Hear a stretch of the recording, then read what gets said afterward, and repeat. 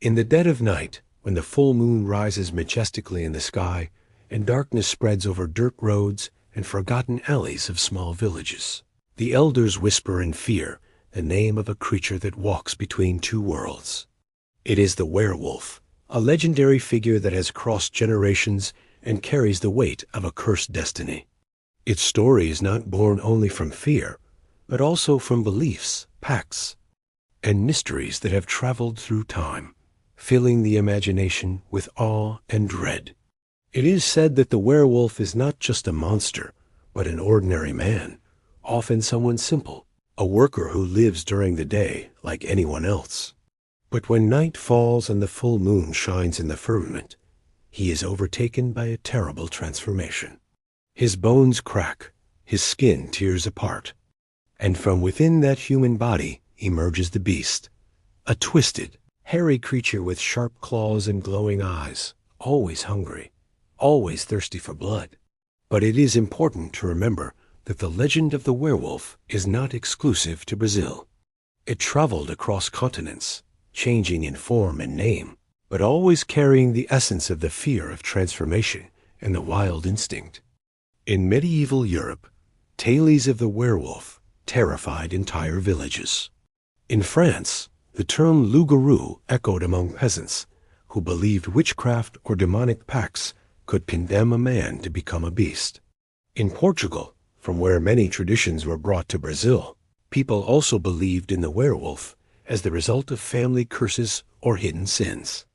With colonization, these stories merged with indigenous and African beliefs, creating the version that today belongs to Brazilian folklore.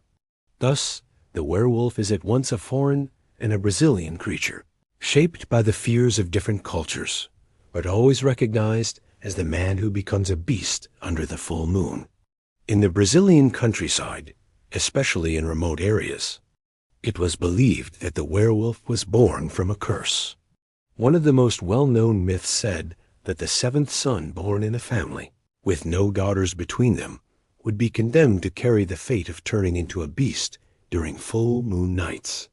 Others believed the curse came from grave sins, such as incest or a pact with the devil, forcing the creature to wander between the world of the living and the shadows as eternal punishment. Stories of sightings were whispered in low voices by the fire when the wind howled outside, carrying the omen of the beast. Many said that, as the transformation approached, the cursed man disappeared from homes and villages. Dogs barked incessantly, sensing the invisible evil. Chickens vanished mysteriously. Sheep were found dead, and the tracks left on the ground huge footprints that looked like a dog's, but far too large confirmed everyone's fears. It was said that the werewolf always roamed through 7 crossroads, fulfilling a destiny to pass through marked places, almost as if dragged by fate. As he ran through the night, he searched for easy prey, animals, lone travelers, or even children who dared to leave home after nightfall. The simple sound of a branch snapping could freeze anyone's heart, for people believed it was a sign that the beast was lurking nearby. But not all was terror. Many also believed there were ways to recognize the cursed man even during the day. They said he looked pale, quiet, with a lost and weary gaze, as if he carried an invisible burden. His nails grew long, his teeth were yellow, and his reddish eyes betrayed the one suffering under the curse. Some neighbors secretly suspected, but fear of accusing someone and awakening the beast's fury kept such suspicions locked away. It was said that the werewolf could be killed, but it was no easy task. Ordinary weapons would not harm him. People believed that only silver bullets could pierce his cursed skin and end his fate. Another version claimed he had to be wounded during the transformation, for when he returned to human form, the scar would reveal his identity. And so, many times, the community discovered who among them carried the curse. Some even believed in the possibility of redemption. If the werewolf were wounded and his blood spilled onto the sacred ground of a church, he could be freed from the curse. Others said it required great courage to face the creature and pray over him while he was subdued. Breaking the dark pact that bound him to a beast's life. Few, however, dared to try, for most who crossed the werewolf's path never returned to tell the tale. In many towns of the countryside, even today, residents swear they have heard piercing howls in the middle of full moon nights. Some claim to have seen a dark figure running between the trees, always too fast to be human, yet far too large to be an ordinary animal. These accounts repeat themselves, blending fear and fascination, feeding the belief that the werewolf is not just a distant myth, but a hidden reality that lurks in the depths of the night.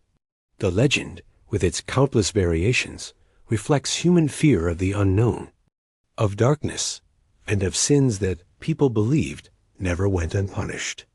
The werewolf is both a figure of terror and of pity, for he represents the man condemned to fight against himself, divided between human reason and animal instinct. It is a reminder that within each of us there may lie a dormant beast, ready to awaken when the shadows grow long.